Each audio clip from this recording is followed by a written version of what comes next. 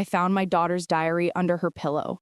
It was wrapped in this faded pink cloth that used to have little butterflies on it when she was younger, the kind she loved when she was 7. I remember buying that fabric for her because she said it made her dreams stay pretty. But by the time I found it, the butterflies had faded into gray smudges, and the cloth felt heavy, like it had been hiding secrets too long. I didn't mean to snoop. Honestly, I didn't. I was changing her sheets because she'd gone to stay at her aunt's to the weekend. At least that's what I thought. She'd been distant for months, quieter than usual. But she told me she just needed a break. A few days away, she said. To think. I didn't realize then how loaded those words were. When I lifted her pillow and saw that pink fabric tucked neatly underneath, something in me paused. My first thought was guilt. Every mother tells herself that her child deserves privacy. But my second thought, my louder one, was fear. Because the night before, she'd sent me a text that just said, "I love you, Mom. Please don't be mad when you find out." And that's when I opened the diary. The first line stopped my breath cold. "Mom, if you're reading this, it's already too late." You ever feel your heart drop so hard that it almost feels like your body's empty, like all the air gets sucked out of your chest, leaving nothing but noise? That's what happened to me. I sat on her bed holding that little book, and for a second, I couldn't even read further. My eyes kept blurring. I thought, was she in trouble? Did someone hurt her? Or was this her way of saying goodbye? I flipped the next page, and the handwriting looked shaky, different from how she usually wrote. It said, "I know you didn't mean to hurt him, but he's not the same anymore. None of us are. He told me not to tell you, but I can't keep quiet. Not after what I saw." That's when I started shaking. Him? Who was him? My mind raced through possibilities. Her father, my ex, a teacher, a friend. But deep down, I already felt it. There was only one him that would make her write like that. My ex-husband, Malcolm. He left us 7 years ago after our marriage cracked under the weight of his drinking, his lies, and the woman he swore he barely knew. He'd barely seen our daughter since then. Once or twice a year, maybe. I tried to keep some connection alive because I thought she needed her father. But I should have listened to my gut, because my gut always clenched when his name came up. I turned another page. "He comes by when you're at work. He says he just wants to check on me, but sometimes he brings people with him. They say weird things. They make me promise not to tell you." That's when my throat closed. I remember whispering, "Oh God, baby, what did he do?" The next few entries got worse. She described strange visits, how he'd bring a woman over who smelled like lavender and wine, and they talked to her about truth and forgiveness and paying for what Mom did. I could barely read the words without trembling. My hands kept shaking so badly that I had to hold the pages flat with both palms. She wrote, "I don't think they like you, Mom. They said you ruined everything, that you took things that weren't yours. I don't understand. But sometimes when I wake up, my window's open, even when I swear I locked it." That's when I started crying, quietly at first, then full sobs that made my chest ache. Because I realized something horrifying. She'd been scared, and she hadn't told me. I don't remember standing up, but I found myself pacing her room, heart pounding, whispering her name like she could somehow hear me. Then I saw it, on her dresser. A small photograph, one I'd never seen before. It was her and Malcolm smiling, but behind them, in the blurry background, was a house I didn't recognize, and written on the back in her handwriting was one word: Hollow Ridge. I'd never heard of it. Not a street, not a town. I sat back on her bed, holding that photo, and whispered, "Where are you, baby?" I thought about calling the police right then, but what would I say? That my teenage daughter's diary sounded like a horror movie confession? That her estranged father might be sneaking into my home? No proof, just words on paper. So I did what any mother would do when panic takes over. I started looking. Her phone was gone, her backpack too, but her laptop was still there, password protected. I tried the usual: birthdays, pet names, my name. Nothing worked. Until I remembered something she told me once, years ago when she was little. She said if I ever have secrets, I'll hide them behind love. So I typed, "I love you, Mom." And it opened. Her desktop was a mess of folders, but one caught my eye. Hollow Ridge. My hands trembled as I clicked it open. Inside were photos, dozens of them. Grainy shots of a rundown house surrounded by trees, some taken during the day, others at night. And then I saw the last photo in the folder, a picture of her sitting on a porch, staring right at the camera. She didn't look scared. She looked resigned. There was a note file beside it. The message said, "If you find this, I've gone to stop them. Don't follow me. Just remember, I love you, even if you don't understand yet." I remember whispering, "Oh God, no!" And before I could even think, I grabbed my keys, her photo, and her diary, and I drove. I didn't know where Hollow Ridge was. I just typed it into the GPS, and it pulled up a small road 3 hours away, deep in the woods, near an abandoned mining town. It was raining when I left. I barely saw the road through my tears. You ever have that feeling where your body's moving, but your mind's frozen?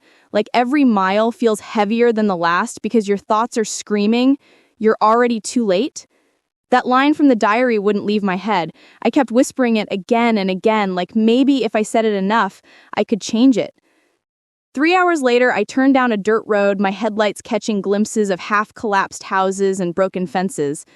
The GPS said, "Destination ahead," but all I saw was darkness and trees. Then, through the rain, I spotted it. The house from the photo. It looked even worse in person. The porch sagged, one of the windows was broken, and a faint light flickered inside. I parked the car and just sat there for a second, gripping the steering wheel so tight my knuckles turned white. I told myself, "You're her mother. Whatever's in there, you face it." When I stepped out, the rain hit me like needles. The closer I got to the porch, the louder my heart pounded. I could hear voices inside, one deep, one soft. A man and a woman. And then, just as I reached the door, I heard another sound. A cry. My daughter's voice. That's where everything in me broke. Rain was still hammering the roof when I heard her voice. That one thin, terrified cry froze me in place. It wasn't loud, just enough to slice through the storm, a sound no mother ever forgets. My fingers trembled as I pushed open the front door. The hinges groaned like the house itself wanted to warn me away. The air inside was thick with damp wood and old smoke. I could see candlelight flickering in the next room, throwing long shadows against the walls. For a moment, I couldn't breathe. Then a man's voice drifted out, calm, almost gentle. "She had to know, sweetheart. She had to face the truth sometime." That voice. Malcolm. I stepped closer, peeking through the doorway. He was sitting in a wooden chair, half turned towards my daughter, who sat on the couch clutching that same faded pink cloth that once wrapped her diary. Her eyes were wide and wet. Across from them stood another woman, older, dressed in pale colors, her hands clasped like she was praying. "Malcolm," I said. My voice cracked, but somehow it came out stronger than I felt. "Step away from her."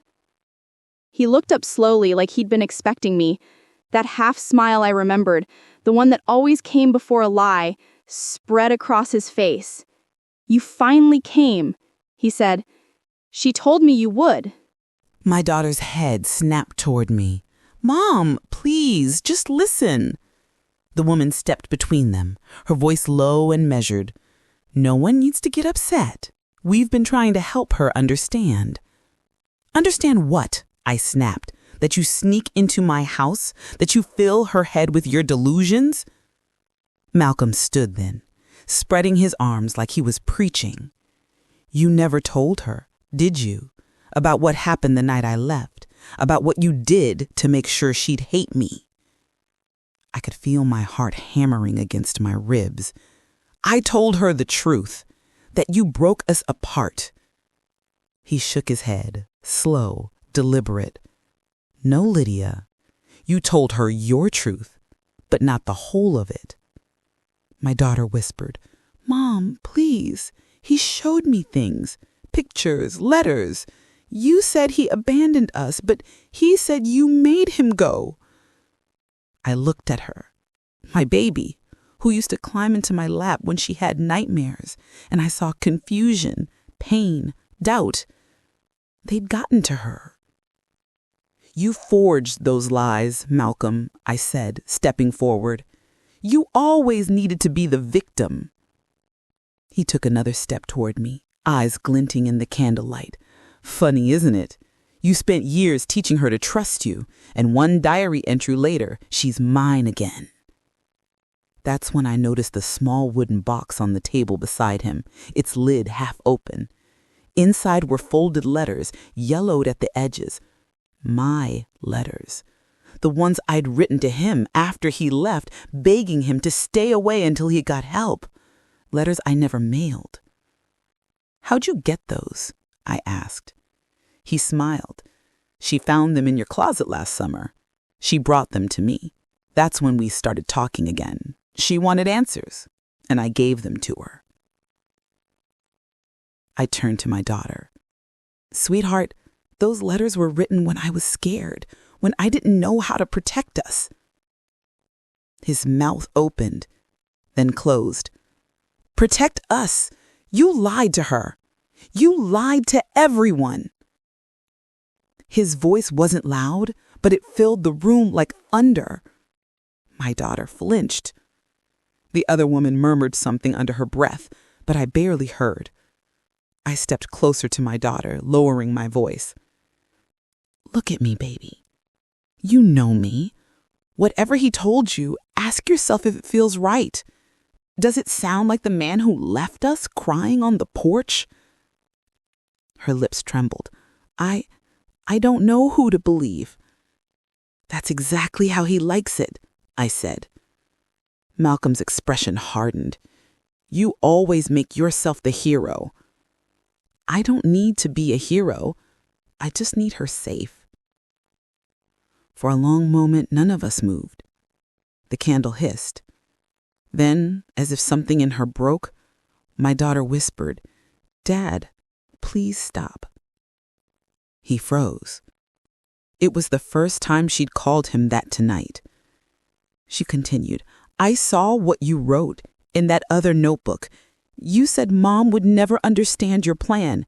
You said we had to make her pay. His mouth opened, then closed. You read that? Her eyes filled again. You left it where I'd find it. Was that another test? The other woman in pale colors shifted uncomfortably, muttering that she'd wait outside, and slipped past me. The door creaked shut behind her. I took one slow breath. What plan, Malcolm?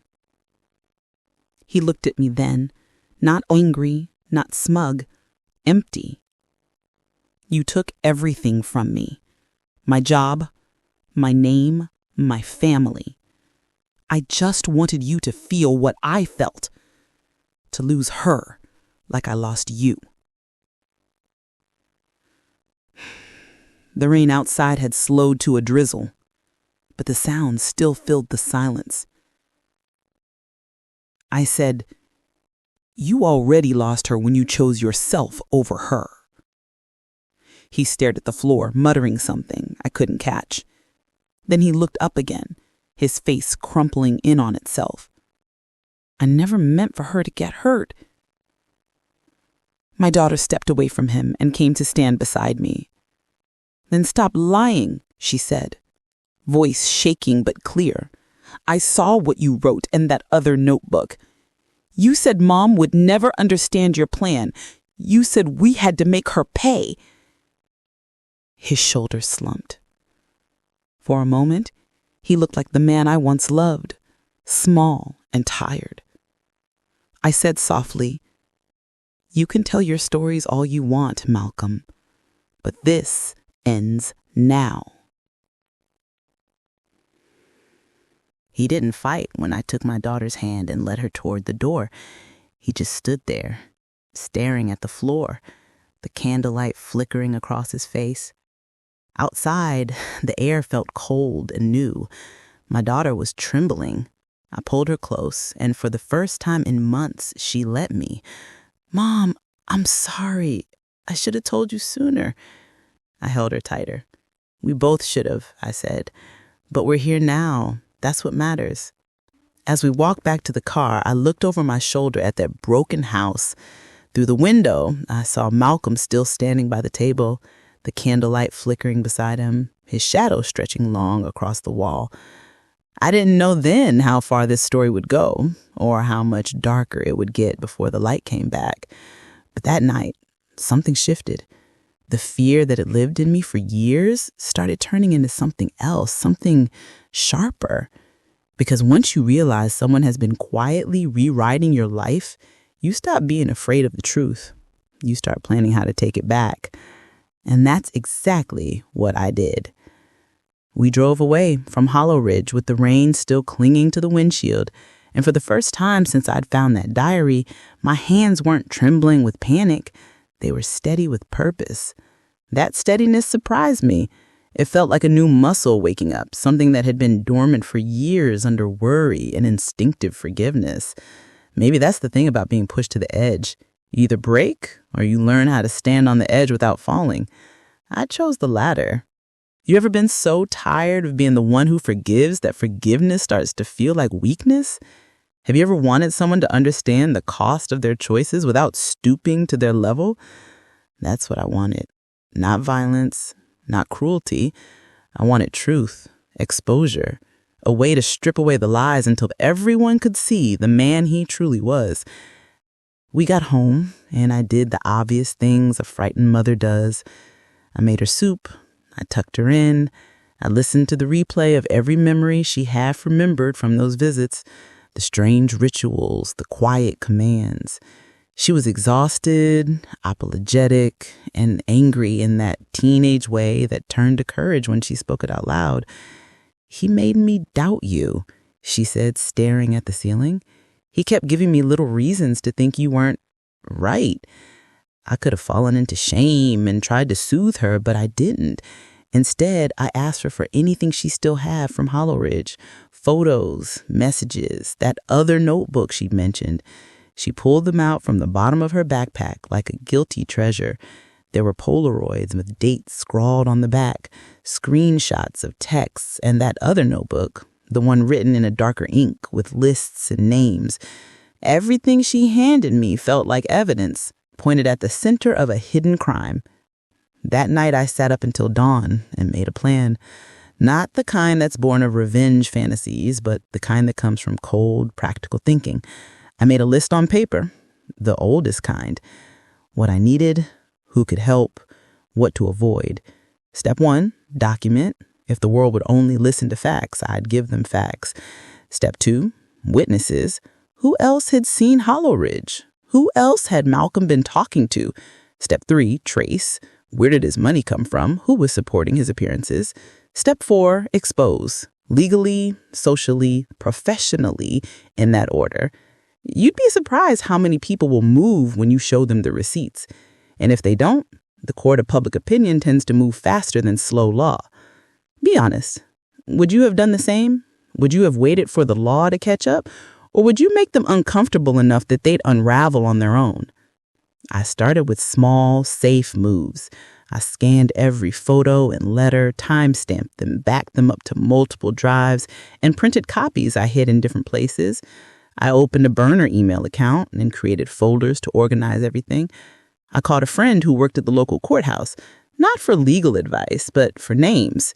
She gave me a few pointers on how to request public records and how restraining orders work in our county if needed. I hired a private investigator, discreetly. Someone recommended by a woman at church who'd used him for a custody case.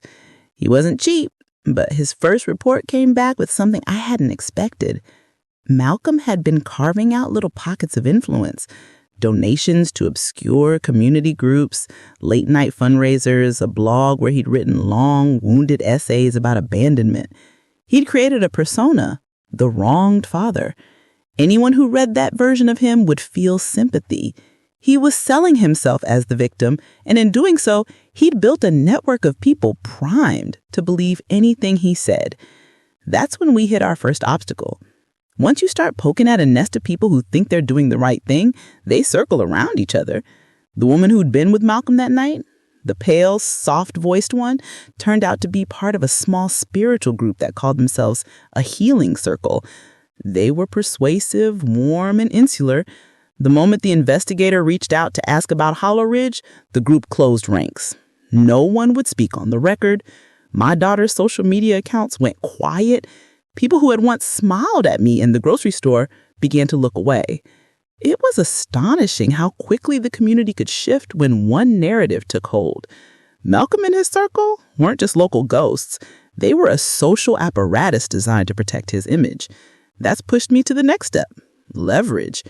If I couldn't get cooperation from witnesses, I'd have to create pressure points that made silence costly.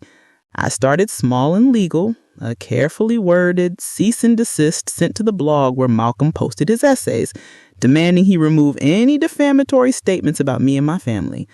The blog responded with typical outrage and a smug denial. He posted another essay about how vindictive ex-wives ruin men's lives. People shared it. Comments poured in. I swallowed bile and remembered step 1, document. I printed the essay, the comments, and every public interaction. You learn quickly that anger is a bad counselor. Evidence is a disciplined friend. We also had an ally, a kind woman from my daughter's school, Miss Alvarez, who remembered odd things from last fall, a father who arrived unannounced at a parent-teacher meeting, someone who volunteered, then retreated. She didn't want to get involved at first, scared of her own reputation, but when I showed her the diary entry and the photos, she agreed to file a formal statement. That statement alone opened a door. Suddenly, the school was asking questions. Confidential, nervous ones, yes, but questions nonetheless. The principal called a private meeting and asked if I wanted to involve Child Protective Services. I did, reluctantly, because reports can spiral, but necessary. Once an official record exists, it changes the calculus for everyone involved. Meanwhile, Malcolm doubled down. He started showing up at family gatherings, smiling his practiced half smile, and then he'd post those smiling family photos on his blog, captioning them with scripted affection. It was infuriating. He was acting the part while the rest of us felt the wound.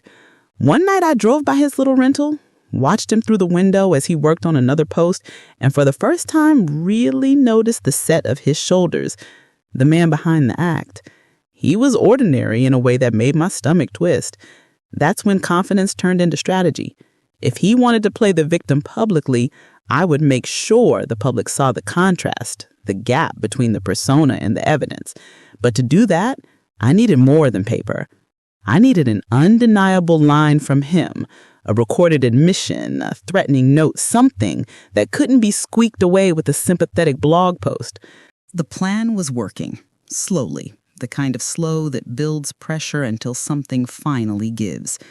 But there was one loose end I hadn't tied up, a person I still hadn't reached, someone who kept appearing in Malcolm's notes and messages in a way that suggested deeper involvement. Finding that person would either finish the story or complicate it beyond what I'd expected. Either way, I felt the moment approaching where I would have to decide how far I was willing to go.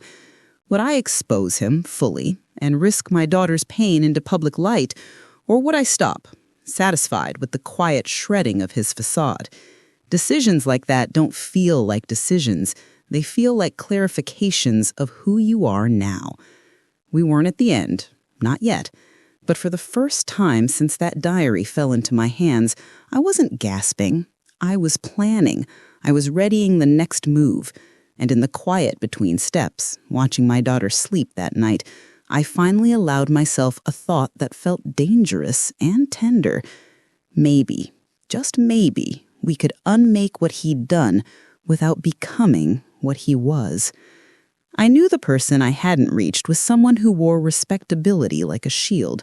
When you're trying to pry open a story that people have already decided fits their narrative, the last place you look is the one everyone trusts. It was a woman with a doctor's calm, someone whose name showed up in Malcolm's notes and in the margins of his emails, always signed with a soft, supportive line. Her name was Claire West. and she ran a local nonprofit that did family reunification work. At least that's how she described it online. In real life, she greeted donors with a smile so practiced, it made you think of polished silver. If Malcolm had a Confederate, she was the kind who could make a lie feel like therapy. I found her by accident, really. The private investigator noticed donations funneling between her charity and Malcolm's P.O. box. Small amounts, then larger ones. When I called her office under the guise of a woman looking for help, she answered with that same even tone and invited me in. I went, because the best evidence is often the one you collect in person. The way someone shifts, the rhetorical edges they can't smooth out when they think they're being sincere. She invited me for coffee, and the walls of that room were filled with photos of smiling families, framed certificates, sunlight on tasteful throw pillows. It was the kind of space designed to make you relax and believe. We talked like neighbors do, brief and ceremonial, but I kept my eyes on her hands. People who perform virtue usually have hands that don't tremble. Hers didn't. She asked about my daughter with a softness that could have been sympathy.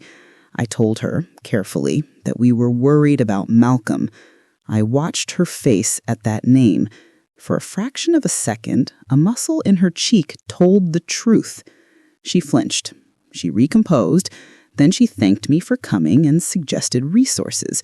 It was almost funny. Tragedy served like a brochure.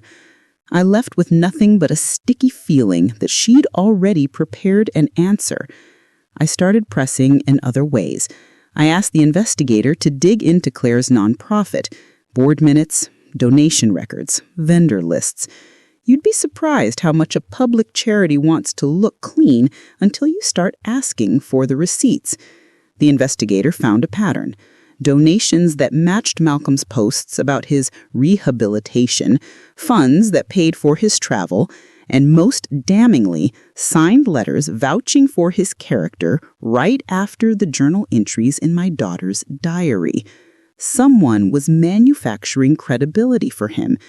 When I confronted Claire with the documents, she didn't scream or deny. She smiled, cold and polite. And then she said something that made my skin crawl. She said, people trust a story told in the right voice. I just helped him find his voice. Those words made me feel like she'd cut something out of me and hung it on a line to dry. She'd positioned herself as a healer, but she'd been helping him build a scaffold of sympathy to hang his lies on. That was the moment the last thread of my patience snapped. Not so much in a shout as in a resolve. I would not let a woman with polished hands and soft words rewrite my child's life. From there, the plan sharpened. We compiled everything: diary entries, photographs, the voice memo, Claire's letters, timestamps, public posts, bank records, and built a dossier that no PR team could spin away. My lawyer friend walked us through the next steps like a surgeon prepping a procedure. We filed a civil complaint for harassment and for the manipulation of a minor's life narrative. We submitted the records to the school and to the local paper with an editor who had once been a friend of my mother's. I knew the media could be ugly and hungry, so we framed everything as a public interest story about community accountability and the manipulation of trust. This was not about tearing a man to shreds. It was about pulling the curtain aside. The reaction was slow at first, an editorial, a cautious inquiry, a few heated online comments. But then something shifted. People began connecting the dots. The woman who once complimented me in the PTA meeting called me and apologized for looking away. One of Claire's major donors revoked a gift after reviewing the documents we'd sent. Malcolm's blog lost ad revenue when a sponsor pulled out. The insular circle that had protected him started to feel the cold of outside tension. The court of public opinion can be merciless when the facts line up. Like water on stone, it wears away whatever you hide beneath. But the real work came in the courtroom and in the private confrontations that followed. In a deposition, Claire sat across from us with a mask of composure. And then, under oath and pressed by questions we'd prepared, she hesitated. People who build careers on moral certainty often collapse when asked to account for the practicalities. Whose money paid for what, why certain letters were written when they were, where she had met Malcolm. It was an unraveling that didn't need theatricality. It needed precise pressure, documentation, and the patience to let her contradict herself in tiny bad faiths. Those tiny inconsistencies add up like termites. Malcolm, when the pressure came, went quiet at first. He posted palms-up essays about being misunderstood and the tragedy of fractured families, but fewer people read him now. His supporters thinned out as more evidence arrived, the voice memo, the documented visits, the record of donations to the nonprofit that kept rerouting funds into his life. The judge issued a temporary restraining order after the school's investigation found questionable conduct between him and members of that healing circle during after-hours meetings. It was a legal line in the sand. Stay away from the child and cease all contact. He didn't respect it for long. He breached it twice and was arrested for harassment the second time. I won't tell you I felt triumph in the way movies promise. The courthouse felt like a dentist's office, fluorescent and clinical, rather than dramatic. But when the officer read the affidavit in a sober voice and put handcuffs on him for a misdemeanor violation, something in me exhaled that hadn't been released in years. My daughter watched from the gallery, not triumphant, but relieved. And for the first time, I saw her breathe without holding her shoulders up like armor. The fallout was complicated. Claire's nonprofit lost its funding and its board chair resigned. The donors, who'd been unwittingly complicit, were embarrassed, some remorseful. Others defended her until the evidence made that impossible. There was backlash, too. Angry posts, angry calls, and a smear campaign that tried to portray us as vengeful. But compared to the slow poison of being doubted and silenced, the cost felt bearable. What mattered most was what happened at home. My daughter began to rebuild in small ways. She took counseling with someone who worked outside the circle that had manipulated her. She started painting again. Wild, reckless swaths of color that used to be a language when she was a child. She didn't become unscarred overnight. Scars are stories, and sometimes they are reminders that teach you to be careful. But she began to sleep without checking the window every hour, and she smiled in a way that was not measured before she let it out. She came to me one night and said, "I don't want revenge. I want my life back." Those words were like a key. They reminded me of what I'd wanted all along. Not the spectacle of his ruin, but the quiet restoration of her peace. So, what did I learn? For one thing, revenge, in the way I pursued it, wasn't about spectacle. It was about refusing to be gaslit into silence. It was about making truth visible enough that people who care about truth would be compelled to act. It was about giving my daughter agency and the proof she needed to reclaim her narrative. Did I enjoy the unraveling? Not really. There was a bitterness to it, and nights when the weight of the chase made me feel older and lonelier. But there was also a steady satisfaction in seeing a facade fall because the law and the community were finally able to see what facts supported. People have asked me, friends, strangers, in comment sections, was I proud? Did I think I'd done the right thing? My answer is always the same. I did what I had to do. I listened to my daughter. I collected what was necessary. I sought counsel and let process lead rather than passion. Be honest. Would you have done the same if it were your child? Would you have been patient enough to build the dossier, to wait for subpoenas, to endure whispers while things moved through legal channels? I don't know. Maybe some would have chosen a different path. But I can tell you that the way I chose saved my daughter from more manipulation, and for her, that was everything. In the quiet after, life found a new rhythm. We repaired what we could. We set boundaries that felt like fences around a garden, some protective, some aesthetic, all intentional. I stopped being the mother who apologized for being worried. I became the mother who prepared. There's a courage in preparation that looks ordinary, but holds a particular kind of power. My daughter started dating again, slowly, more cautiously. She learned the grammar of consent and the vocabulary of safety. We learned to laugh in the small ways over burnt toast, a bad movie, like people who have been near the edge and decided to come back. Sometimes I still find her diary in the drawer and read a line, not for evidence, but from memory. The entry that started it all, "Mom, if you're reading this, it's already too late," no longer feels like a verdict. It feels like a signal that got answered. We were late to knowing, perhaps, but not too late to act. And that's the strange mercy of it. You don't always stop the first wrong from happening, but you can do something about the next ones. So what would you have done in my shoes?